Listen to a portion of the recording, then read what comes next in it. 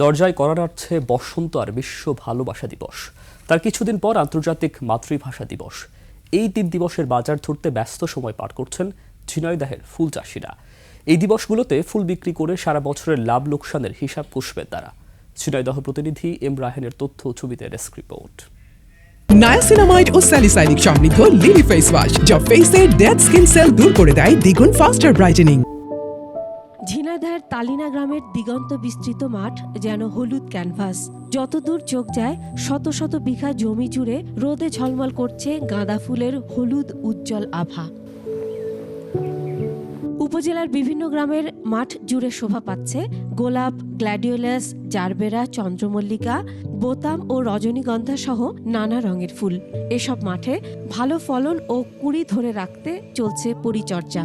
কোথাও কীটনাশক স্প্রে, আবার কোথাও আগাছা দমনে ব্যস্ত কৃষকরা।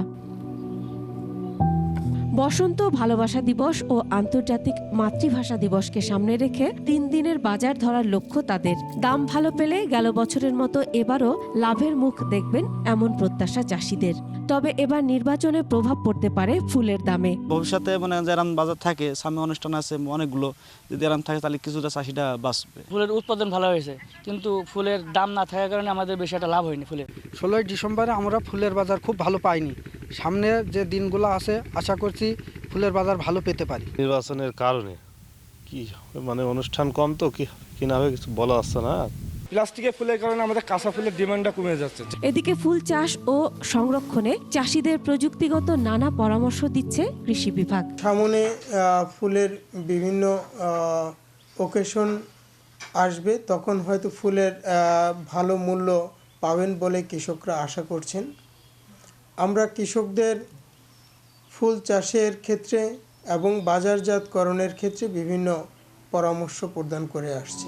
ঝিনাইদহ জেলা কৃষি সম্প্রসারণ অধিদপ্তর জানায়, এবছরে জেলার 6 উপজেলায় 489 হেক্টর জমিতে আবাদ করা হয়েছে নানা জাতের ফুল, যা বিক্রি করে প্রায় 3 কোটি টাকা আয়ের আশা। Masuma Lisa, desk report, 21 television.